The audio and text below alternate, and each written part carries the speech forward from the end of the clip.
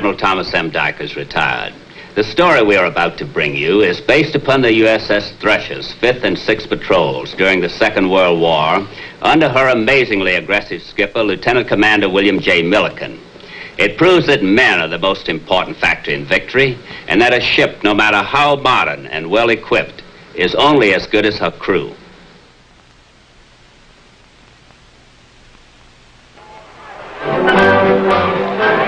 Back in 1928 at the U.S. Naval Academy, Midshipman William J. Milliken was learning early in his career the importance of teamwork. Nicknamed Moke, the scrappy midshipman never tipped the scales at more than 150 pounds. But to his teammates at Annapolis, Moke Milliken was worth his weight in gold. Whatever he lacked in size and weight, Moke Milliken made up in courage and determination as he ripped through the opponent and compiled an outstanding Academy record.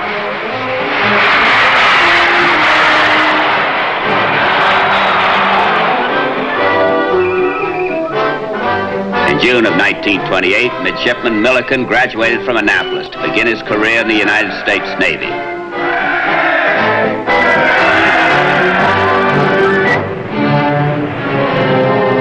Early in World War II, Lieutenant Commander Milliken saw his dream of commanding a submarine become a reality. After several successful patrols as skipper of the S-18, he took command of the USS Thresher. His executive officer was Lieutenant Bob Brinker of Park Ridge, Illinois. The gunnery officer was Lieutenant Larry V. Julin from Albuquerque, New Mexico. Lieutenant James Bryant of Pasadena, California was the submarine's diving officer. On her 5th war patrol, the Thresher completed the first part of her mission, a daring mine plant inside the Gulf of Siam.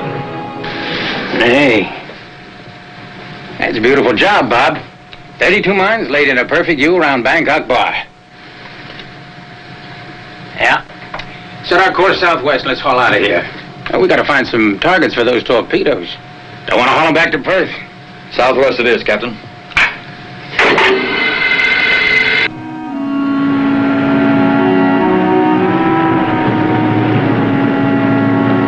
Captain? Captain? Smoke on the horizon. You're right up, Bob.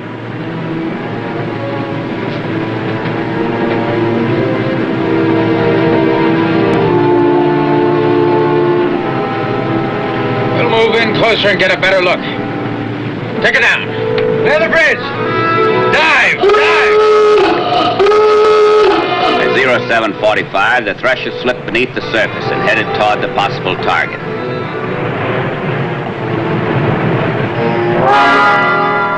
They were in dangerously shallow waters of Makassar Straits, near Makassar City.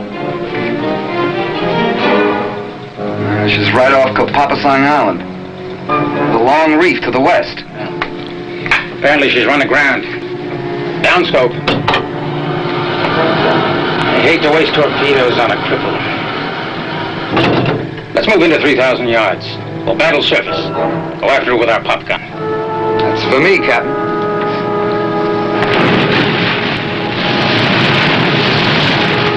The Thresher surfaced at an estimated 3,000 yards, and Captain Milliken sent his crew to battle stations. The enemy ship was using all efforts to clear the reef and was a sitting duck, an easy target for the sub's 3-inch gun.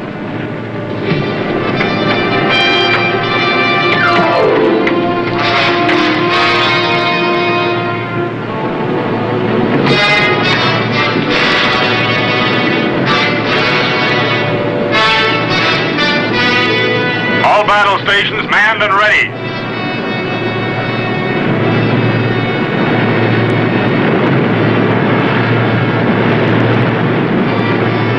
Commence firing!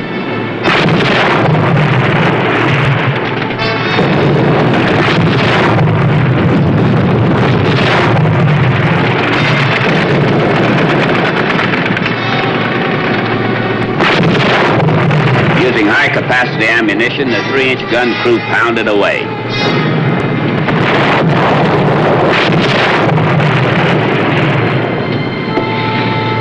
We've unloaded better than 20 rounds, Captain. At least 17 direct hits. She should have sunk by now. Keep after her. The gun crew pounded on, unloading another 20 rounds of 3-inch ammunition into its target. Though they set it afire, the Japanese ship seemed unsinkable. The 3-inch shells didn't carry enough authority to do the job. She won't go down, Captain. Have them keep that ammo coming. We'll sink that rust bucket if we have to use every last shell we've got for that pea shooter.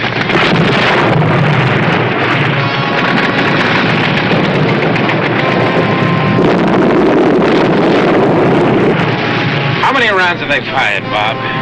About 70. We're using more ammunition than that tub is worth. Might as well be throwing rocks.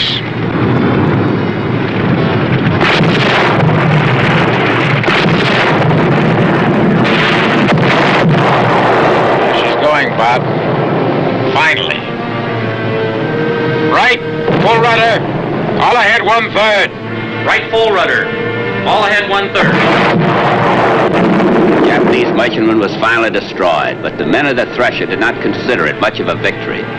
It had taken better than 80 rounds of ammunition to do the job, in a calm sea with nobody shooting back at them.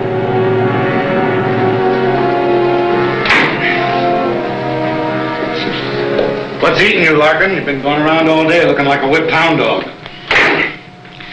Well, it's that miserable pea shooter up on deck. I figured we should have dunked that ship with less than 20 rounds. The old man's pretty teed off, too. Scuttlebutt has it he's going to ask for a bigger deck gun when we finish this patrol. Well, I sure hope so. Being gun pointer on a converted slingshot ain't exactly a pleasure. Charles?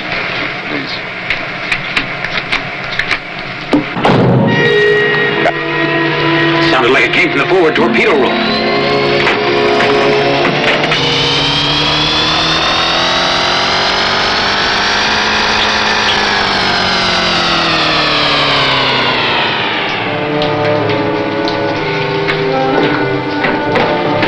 Are you all right? What happened? He failed to check his valves on the impulse lines to see if they were closed before testing. She must have hit the outer door and stuck. You're a first-class torpedoman, Larkin. How could you fail to check your valves before testing? I don't know, sir. Oh, what a dumb stunt. We'll talk about that later. Right now we've got a hot torpedo in this tube. We'd better get it out before it blows up the ship. The life of the Thresher and her men was in extreme jeopardy. They were 180 miles off Japanese-held bases with a hot torpedo jammed in the tube and no way of knowing when it might explode. Keep the vent of the tube open. Let the pressure release itself. Yeah, the tube's pretty hot, Captain. The torpedo must have burned itself out. And I'm going to surface. Larry, get a man over the side. See if the warhead is protruding beyond the outer door. Aye, aye, sir. On the surface, in heavily infested enemy waters, a diver was sent over the side to inspect the tube through the shutter door. All hands were aware of the extreme danger. If the warhead of the torpedo had been exposed to the open sea, it could explode at any time.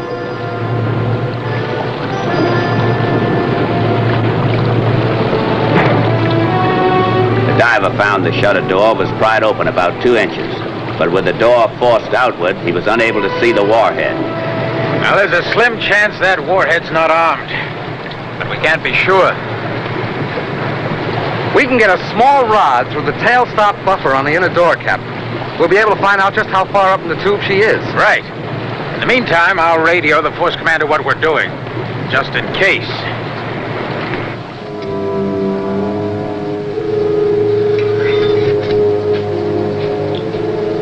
The torpedo's about 6 inches forward in the tube, sir. That means the warhead's out. Out about 3 inches past the end of the tube. She's armed.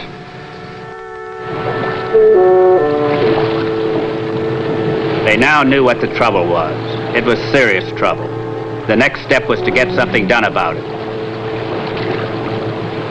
We've got to get the outer end of the torpedo tube out of the water. Trim the boat down aft. That'll raise the bow. And we can open the inner tube door without flooding the ship. Alert the visual and sound watch.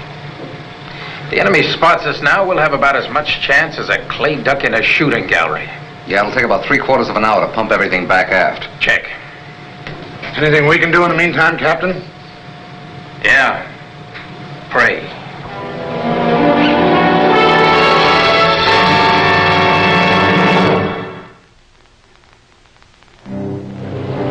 Our engines stopped to avoid the possibility of any magnetic disturbance setting off the torpedo, the Thresher was trimmed down aft, and a 3-degree rise angle lifted her bow out of the water. With every swell of the seas, tension mounted. The men were now battling a dangerous new enemy, time. They had to disarm a very touchy torpedo before the enemy found them. The inner door of the tube was opened, and then began the grueling task of attempting to pull out the torpedo. Bridge. Captain? We got the wire cable secured to the tail assembly, Captain. Get right down.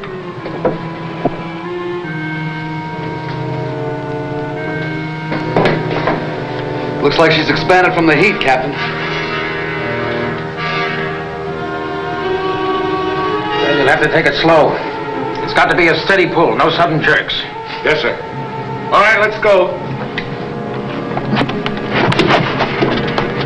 It was like trying to repair a fine watch while wearing boxing gloves.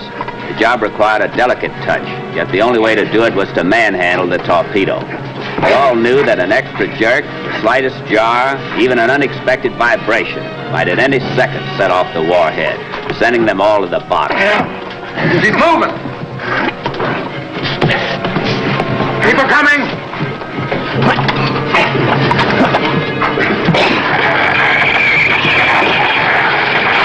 Hold it. She's scraping against the side. Now, Larry, we've got to get it out. All together now. Heave.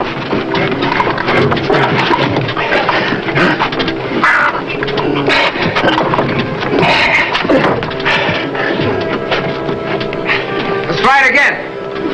Ready? Heave.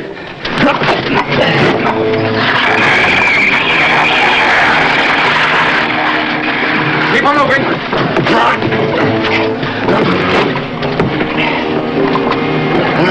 Easy.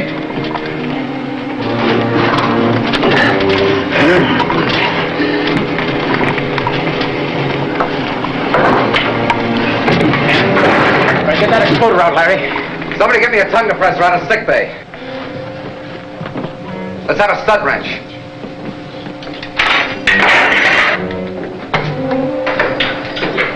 Knock it off, Carter.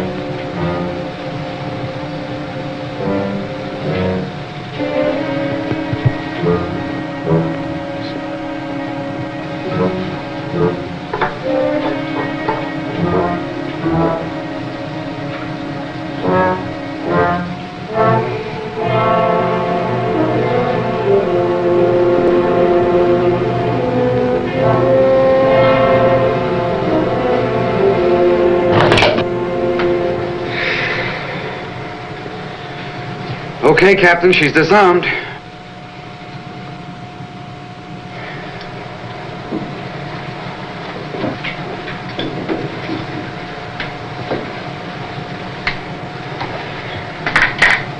The outer door's jammed open. And we can take a chance and stay on patrol. But if we get a depth charge close aboard, it's liable to rupture the inner door. You know what that can mean? Of course, Commander. Return to base immediately. In view of your situation, make every attempt to avoid combat. Well, I guess that solves our problem.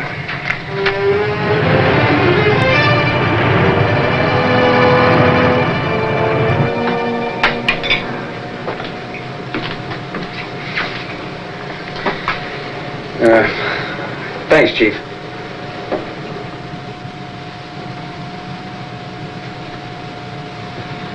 You guys sure got me out of a jam. Hey, look, you guys, I'm sorry I goofed. I know it was a bad mistake, but I couldn't help Not the first time we've ever had to turn back from duty assigned, Larkin. When we get back, why don't you do us a favor?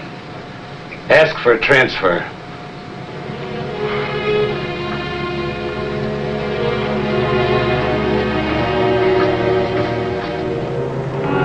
Back at the submarine base at Fremantle, West Australia, Thresher's damage was quickly repaired, but Commander Milliken's hope of his sub being equipped with more modern armament hit a snag. In December of 1942, newer deck guns were scarce in the Pacific. She had to settle for an old relic. You mean all they could give us is this old 5-inch 51 blunderbuss? We gotta make it work somehow. The way our luck has been running, it figures they'd stick us with a piece of scrap iron like this. What do you suppose they'll give us for ammunition? Cannonballs? Yeah, but the skipper won't be disappointed. I'll make this old cannon work. Well, I guess all we can do is try. Unless somebody's got any better suggestions. I got a suggestion, sir. At least we can get a gun pointer on it we can trust.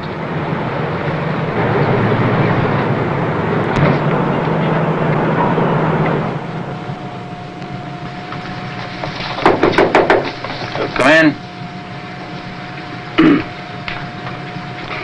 I'd like to request a transfer, sir. What's the matter? Is it getting too rough for you? Captain, I can't live aboard a ship where everybody's giving me the silent treatment. Larkin, you made a big mistake. All right. But if you leave this boat now, you'll be making the biggest mistake of your life. No, you'd be better off without me, sir. I'm captain of this boat. I want you to stay. It won't be easy. But it won't be half as rough as quitting. You're a submariner. Prove it. Yes, sir.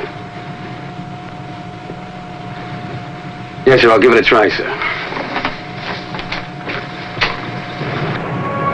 The Thresher set out again on her 6th war patrol. And on December 29, 1942, she was patrolling off Surabaya in the Java Sea in search of enemy shipping. Notify the captain, smoke off starboard bow.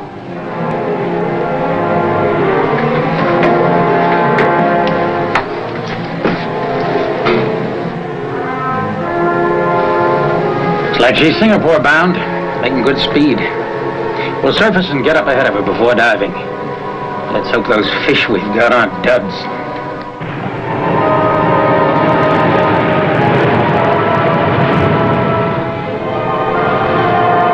That's a nice fat press port. Clear the bridge! Dive!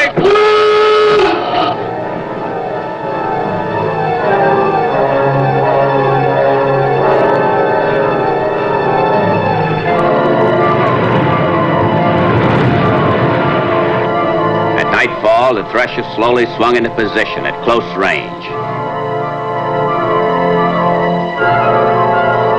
And the order to fire the first torpedo was given.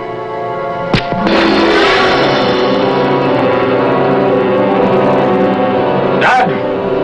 Fire two!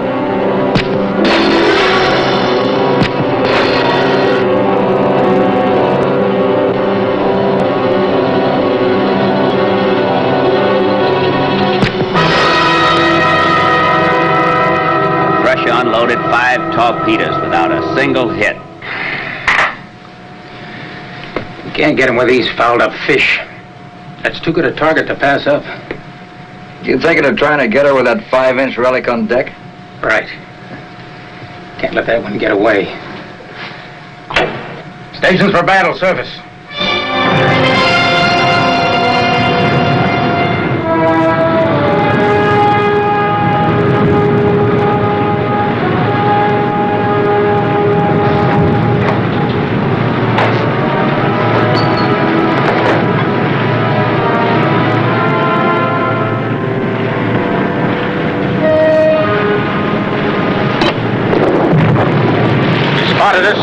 She's moving in fast.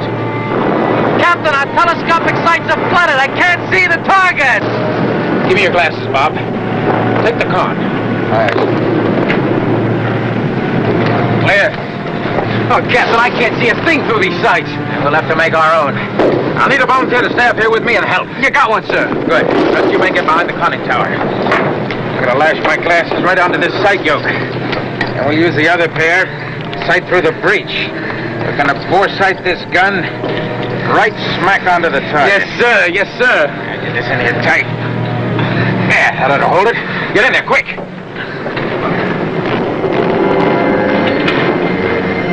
Mark. Down a little. Mark.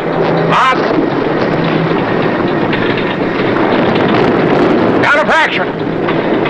Mark.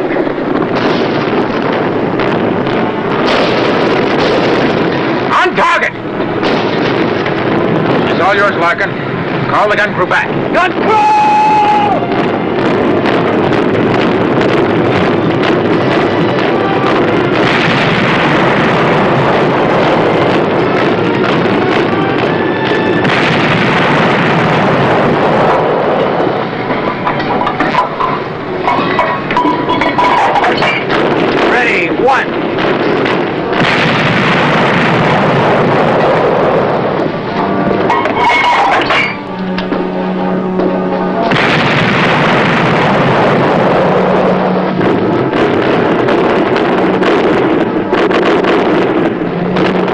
Makeshift sights slashed to the old gun, the crew fired shell after shell into the hull of the large transport, but not without taking a beating themselves.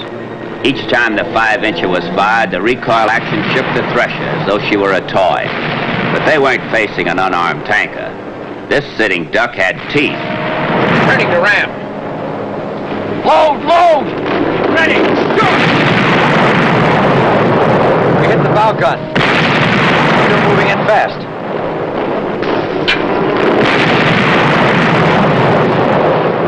Right in the belly. Slowing down. Not enough.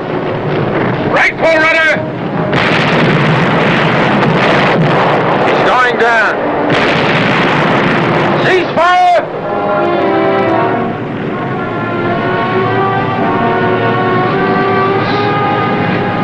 Great job, men.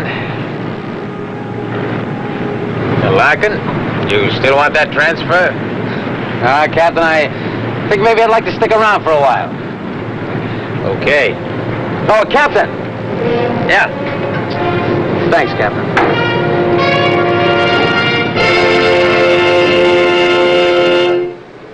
I'll be back in a moment with my special guest.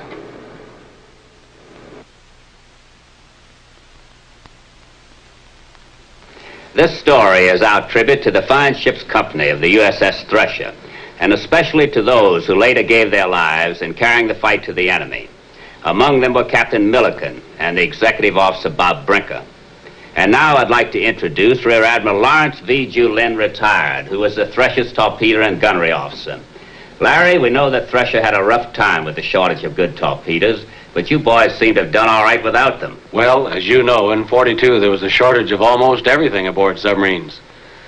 But at least with Moke Milliken as skipper, there was one thing you never had to worry about. What was that, Larry? There was never a shortage of morale. The Thresher was overstocked in that department. I'm very proud to say that I knew Moke very well. He had lots of fight. At the same time, he was a kind and considerate leader. No submarine could have wanted a better skipper. And we had some of the best men in the business, too. There was Red Whitehouse, the first-class torpedoman, who went over the side to check the position of the burned-out torpedo, and then later on removed the delicate exploder mechanism. And another was the first loader on the deck gun, Gardner Paulus, from Huntington, West Virginia. He did a magnificent job when he loaded every 5-inch shell we had on board without rest or interruption. Yes, it's strange what phenomenal feats of strength people have performed under the excitement of combat. Larry, it's fine to have had you with us. Thank you, Tommy. I hope you will be with us again for another true story of the silent service.